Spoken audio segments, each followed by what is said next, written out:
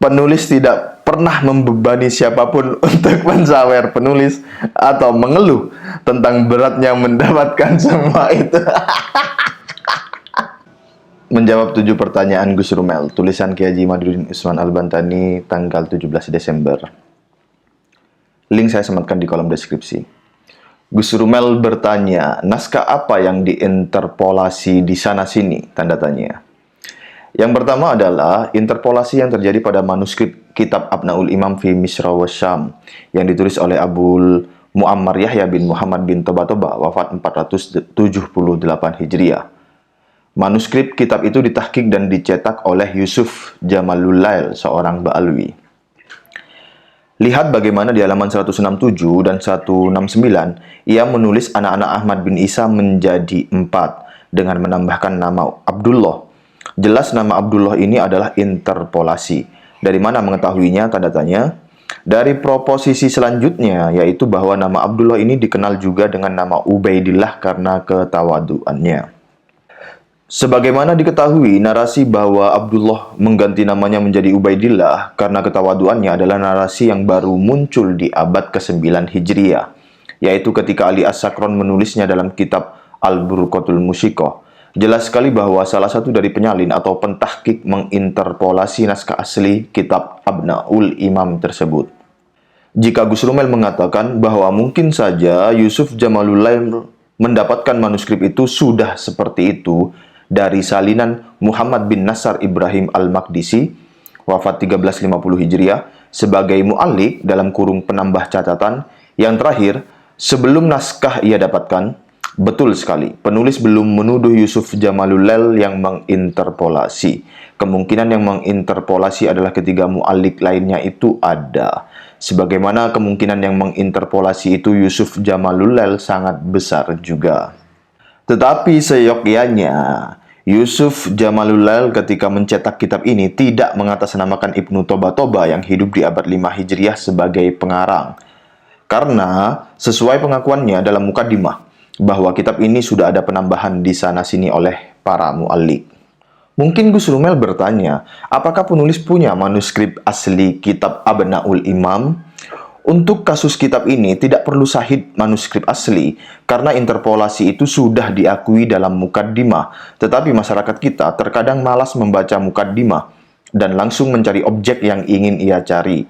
Akhirnya, ia terjebak oleh sebuah narasi yang ada di suatu kitab yang difahami salah, karena tidak sesuai dengan tuntunan penjelasan yang terdapat di Mukaddimah kitab atau Mukaddimah kitab tersebut.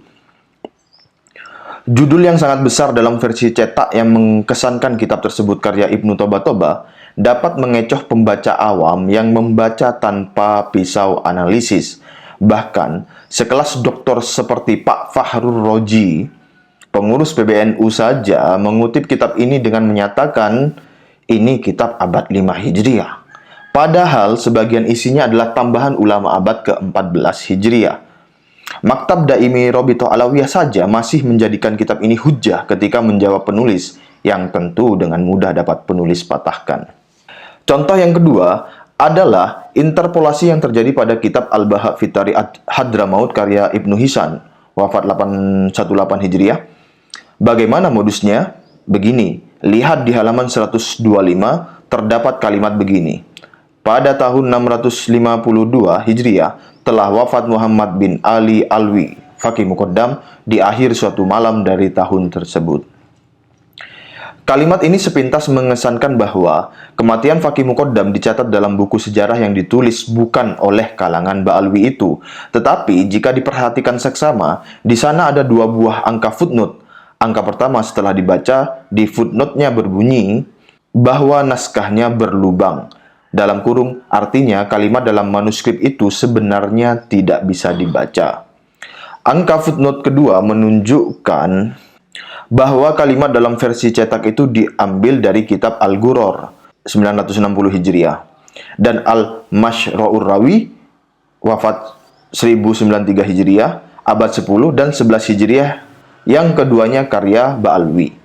Jadi, kalimat di atas yang menunjukkan bahwa kematian Faqih Muqaddam dicatat dalam kitab Ibnu Hisan itu sebenarnya hanya perkiraan saja. Karena dalam manuskrip aslinya nama Faqih Muqaddam tidak tercatat. Catatan itu diambil dari kitab lainnya yaitu kitab Al-Ghuror dan Al-Mashra'ur Rawi. Kita bisa menilai moral ilmiah Abdullah Al-Habsyi ini mentahkik suatu manuskrip dengan menginterpolasi isinya. Jika pembaca tidak mempunyai kejelian dalam membaca, maka akan terkesan bahwa kalimat yang menyatakan bahwa Faqih Muqaddam itu kematiannya tercatat oleh kitab non-Ba'alwi itu benar. Padahal kalimat itu tidak ada dalam manuskrip aslinya.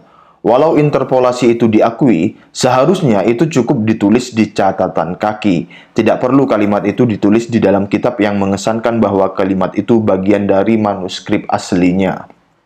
Pertanyaan pertama, keempat, dan keenam Gus Rumel tentang naskah apa yang diinterpolasi, siapa pelakunya, dan apa buktinya, sudah penulis jawab. Naskah Abnaul Imam dan Al-Baha, pelakunya Yusuf Jamalulail dan Abdullah Al-Habsyi. Buktinya adalah contoh di atas. Sedangkan waktunya adalah waktu di mana kedua naskah itu dicetak. Penulis kira contoh interpolasi itu cukup 2 saja. Walau sebenarnya pola semacam itu sepertinya bagian dominan dari gaya pentahkikan sejarawan Ba'alwi dalam mempertahankan nasabnya. Pertanyaan Gus Rumel yang kedua adalah, naskah apa yang disembunyikan? Naskah yang disembunyikan adalah naskah dari kitab Tahzibul Ansab dan Al-Majdi yang dikutip oleh Alwi bin Tahir Al-Haddad dalam Uqudul Almas. Tetapi manuskrip itu tidak ia sampaikan ke publik atau tidak ia cetak. Padahal ia telah mempunyainya atau mengetahui keberadaannya sejak tahun 1960-an. Kenapa manuskrip itu disembunyikan, tidak disampaikan ke publik atau tidak ia cetak? Tanda tanya. Jawabannya, karena dalam kitab Tahzibul Ansab karya Al-Ubaidili itu menyebut nama Ahmad bin Isa, tetapi tidak menyebut nama Ubaidillah sebagai nama anak Ahmad bin Isa. Walaupun Alwi bin Tahir Al-Haddad tidak mencetaknya, tetapi alhamdulillah, akhirnya ada ulama yang bernama Syekh Muhammad Al-Kazim yang menemukan manuskrip itu, lalu mentahkik dan mencetaknya pada tahun 1989, atau setelah sekitar 29 tahun pasca penemuan Alwi bin Tahir. Dan ternyata, apa yang dikutip oleh Alwi bin Tahir dalam Uqudul Almas dari manuskrip Tahzibul Ansab itu, isinya bertolak belakang dengan yang ditemukan oleh Muhammad Al-Kazim. Dalam Uqudul Almas halaman 11, Alwi bin Tahir menyatakan bahwa Al-Ubaidili tidak menyebut Ahmad bin Isa bergelar Al-Nafat. Ternyata dalam kitab yang dicetak oleh Muhammad Al-Kazim itu disebut bahwa Ahmad bin Isa bergelar An-Nafat. Lihat Tahzibul Ansab halaman 176. Menurut penulis, Alwi bin Tahir bukan hanya menyembunyikan manuskrip itu, tetapi juga memanipulasi kutipan manuskrip tersebut. Begitu juga dengan kitab Al-Majdi yang dikutip Alwi bin Tahir. Manuskrip ini ia temukan tahun 1960-an. Ia kutip manuskrip ini dalam Uqudul Almas, namun tidak ia cetak. Manuskrip ini sepertinya ia sembunyikan. Tapi alhamdulillah lagi, akhirnya ada ulama yang menemukannya. Ia bernama Ahmad Mahdawi Al-Damigani pada tahun 1987. Kemudian ia tahqiq dan cetak dan diterbitkan oleh Maktabah Al-Mar'asi tahun 1422 Hijriah. Hal yang menarik juga bahwa kutipan Alwi bin Tahir dari Al-Majdi dalam kitabnya Uqudul Almas ternyata tidak sesuai dengan isi manuskripnya. Untuk mempertahankan bahwa Ahmad bin Isa bergelar Al-Muhajir, dalam kurung orang yang hijrah, Alwi bin Tahir mereduksi setiap ulama yang menulis Ahmad bin Isa bergelar Al-Abah atau An-Nafat. Dalam kasus kitab Al-Majdi, Alwi berusaha menggiring pembaca bahwa yang disebut An-Nafat oleh kitab Al-Majdi itu bukan Ahmad bin Isa, tetapi cucunya yang bernama Abul Qasim bin Al-Hasan. Hal itu dilakukan dengan cara merubah huruf mim menjadi huruf ba. Padahal jelas sekali di dalam kitab Al-Majdi disebut bahwa Ahmad bin Isa bergelar An-Nafat. Lihat Al-Majdi halaman 337 dan Uqudul Almas juz 2 halaman 15. Mengenai pertanyaan ketiga Gus Rumel tentang naskah apa yang dimusnahkan, kemungkinan itu bisa saja terjadi dan menelusuri kemungkinan itu penting untuk mengukur suatu peluang. Jika suatu kejadian berkali-kali terulang, maka ia akan menunjukkan pola-pola tertentu yang dapat dipelajari dan diprediksi. Mungkin itu bukan seandainya, Ia lahir dari pengamatan pola yang cenderung terjadi berdasarkan pola yang sama yang sudah terjadi dalam kejadian lain. Pertanyaan terakhir Gus Rumel adalah, naskah apa yang penulis punya? Penulis punya banyak naskah tentang nasab Ba'alwi. Juga di lemari penulis saat ini, penulis mempunyai 40 kitab nasab dan sejarah Ba'alwi dalam versi cetak, bukan hasil print out. Untuk kitab Al-Burqa saja, penulis mempunyai satu kitab versi cetak dan dua versi manuskrip dari penyalin yang berbeda.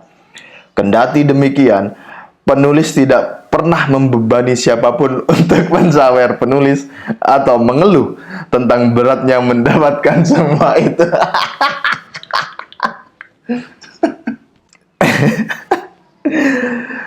Pengkajian ini keinginan sendiri untuk membersihkan penyusup yang tidak bertanggung jawab dalam nasab mulia kekasih penulis, yaitu baginda Nabi Muhammad SAW. Dan untuk apa yang ingin penulis lakukan dengan senang hati itu? Penulis tidak akan membebani siapapun untuk ikut bertanggung jawab akan konsekuensinya. Catatan terakhir. Kedustaan Paulus memalsukan ajaran Nabi Isa alaihissalam tidak lebih dari atau sekitar 550 tahun. Sampai Allah mengutus Nabi Muhammad SAW untuk membuka tabir kepalsuan ajaran Paulus bahwa Nabi Isa adalah anak Allah. Tahun ini adalah tahun ke-550 dari mulai Ba'alwi mengaku keturunan Nabi Muhammad SAW di tahun 895 Hijriah. Angka 550 itu sama dengan jarak kesunyian sejarahnya sampai Ahmad bin Isa. Ini bukan kebetulan.